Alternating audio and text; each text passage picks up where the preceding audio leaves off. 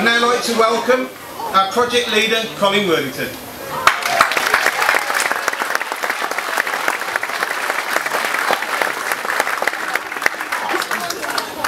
Thanks, Brett, and thank you to Keith for his early introduction.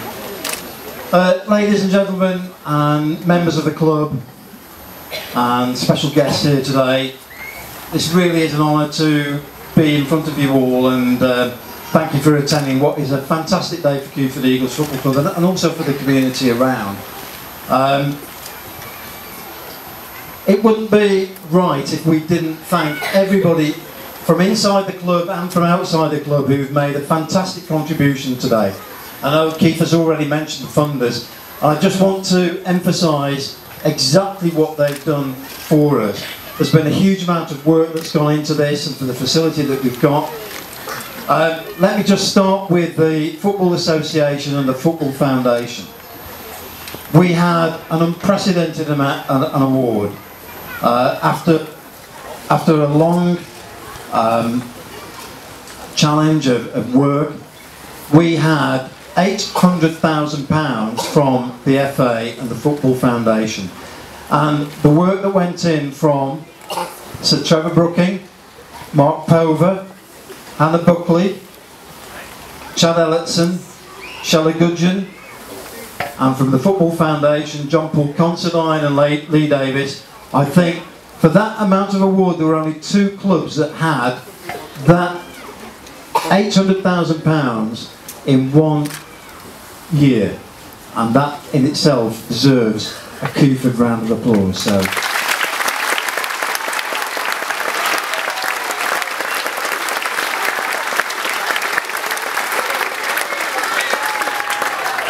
So thank you to our guests from the FA here today. We also had, in terms of the money, this whole facility cost £1.1 million to develop, so it's not an insubstantial amount. The first group that came to us, the first organisation that gave us a significant amount of money, was from Corrie and Ibstock Corrie, and I'm looking for Angela Haymans, and Angela's over there, and from Corrie and from Ibstock Corrie and Staffordshire Environmental. But Angela, thank you for all the support that you gave us. It was wonderful, always supportive, and that was terrific. Sport England, again, a £50,000 award, and we have a speaker here today, Simon Hall. I think Simon's going to speak on behalf of Black Country Be Active Consortium. So thank you to Simon and Mark Thornywell and to Joanne Taylor. And to all the funders that gave us a huge amount. This again would not be possible without all the money that came to us. We were privileged to work with a lot of good professional partners. A legal firm, Pinsent Masons, gave us free legal work over a 5-year period. Let me just repeat that in case you didn't hear that one. Free legal work over 5 years, because Pinsent Masons were part of the business in the community. And from 2007 to 2012 we had that work coming in and we didn't have to pay anything, and they are a global firm of solicitors. Our architects, PCPT, have been with us virtually since 2001 and back in 2007 again. Chris Fenter's here representing PCP Architects, and a wonderful relationship. They are honorary members in all but name of Kewford because they know that the club backwards, and Chris, thanks for being here and for everything that you've done. PSD Agronomy, the soil scientists, PSD Agronomy actually did the rework. If anybody remembers, Wembley, when it was first redeveloped, the actual soil condition was terrible. PSD Agronomy came in and rectified that, and we actually got the firm that did the revamp of Wembley. So it's not quite Wembley. We haven't got a 90,000-seater stadium there. That's next year. No, but we did employ the firm that did that. To Faithful and Gould, I've got to say, for Phil Mann and Jane O'Loughlin, Phil has been part of the steering group. wonderful contribution. Thank you, Phil, and to Jamie Laughlin, Faith and Goo, absolutely wonderful. So thank you very much for everything that you've done. O'Brien's, the contractors, and I know that Mick is here. I'm not quite sure where Mick is sitting, but Mick O'Brien is here representing O'Brien's contractors and all the people that helped. And Mick is there, he's in the bar. Mine's a pint of bitter thanks. Thanks, Mick. But O'Brien's did all the land forming and everything that you see around you. So they actually formed the site that we've got in front of us today. I'm sure I've missed somebody, and I really apologise if I have. I would like to thank the committee that have seen this through, the governing body, the committee members, all the way through from 2001 right through to when we got the money to develop the lands in June the 1st 2012, a date which will always be etched on my brain because I remember it coming through actually on May the 31st from John Paul Considine saying you've got £800,000, but the committee were always backing us, always, and making the club run. So thank you to every member of the committee for that. And to the steering group and to my colleagues on the steering group, to Brett and Ian and Phil and Lynn, wonderful support. Thank you for everything that you did.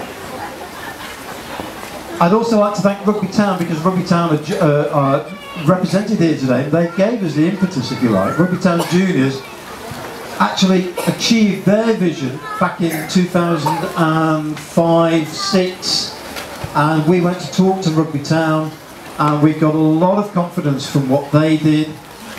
A very similar situation to what we've got now. So Rugby Town are here today, and thank you to Brian and to Jane Prinnigan and their colleagues here today. One final thank you, actually there's two thank yous I'd like to make. First of all, we would not be standing here today if it wasn't for one person, and that is to Ken Woodall, who bought this land, and we entered into a fantastic agreement with Ken, and Ken supported us throughout this venture. We would not be standing here today without Ken. And the whole reason that this ground is called the KW Sports Ground is in recognition of what Ken Woodall has done for us. And thank you to Ken. Again, I'm not sure where Ken is at the moment, but he's around. Is he at the back? And Ken always... But thank Ken, thank you.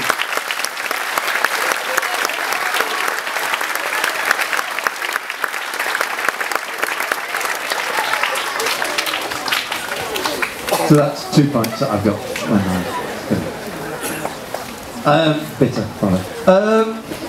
And then finally, just in terms of this whole organisation today, I know I shouldn't pick out people, but if you don't mind, I will, because I just want to mention what Liz Woodall and Lynn Boleyn and Brett Woodall have done today in terms of the organisation. It's been absolutely terrific. I'm sure you'd join me in just applauding what they've done.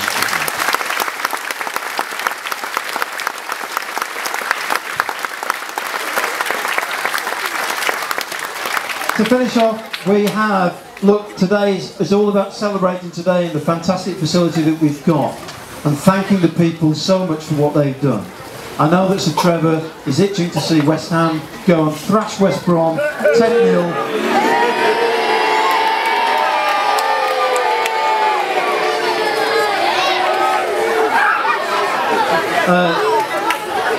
So Trevor, I'm sorry, I didn't realise that we didn't have any West Ham supporters here. Maybe not in this neck of the woods. But from today is all about thanking the people that have given so much, and we've done that. From tomorrow we carry on with a dream, we carry on building, we want to carry this on and do the best that we can.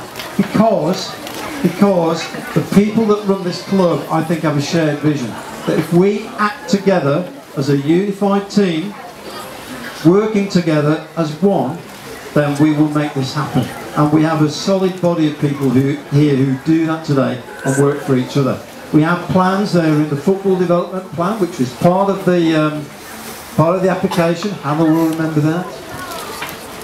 Hannah, you will remember that. It's all part of that plan. Some things will come to fruition in a year, some in 5 years, 10, 15, it doesn't really matter. Patience is the name of the game. All I will say is this, that the people running this club will do the best that they possibly can for all of you in this club and this community. That the best that they can. At the end of that film that you just saw, when I spoke to four young boys from the supported ability section, and we started to talk about who did you support, who did you not support. We got into a bit of banter. Nobody supported my team, which is Liverpool.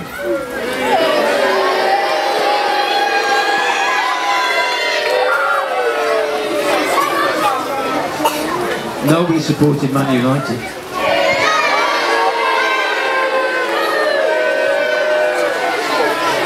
But once we'd got through that, and I said, well, what did you think about Kewford Eagles? They all absolutely beamed, and it was so important to their lives, and you recognise the responsibility that we've got. Even, you know, we don't cure world peace or world hunger or anything, but we do our bit for our area. We do our bit for our area using football as a tool. We will continue to do that. And we'll do that for this generation, and we'll do that for Kewford Eagles for generations to come. And if we can do that, and every player here can wear the green and white with pride and say that they've enjoyed it, so we've done an awful lot. Thank you, enjoy today, thank you very much.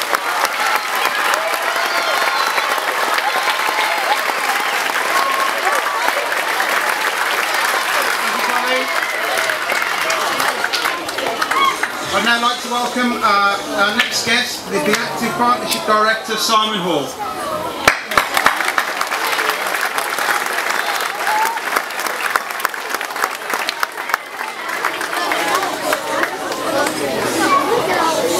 Thank you.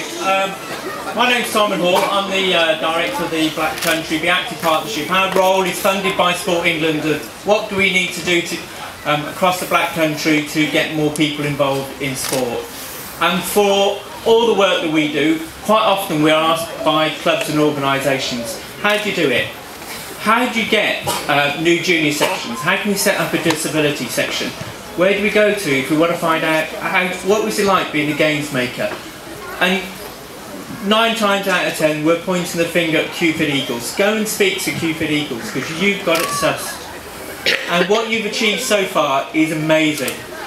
Not only were you Black Country Club of the Year, you went on to be the West Midlands Community Club of the Year. Outstanding, absolutely outstanding achievement. So I'd like to congratulate you on the success you've made so far.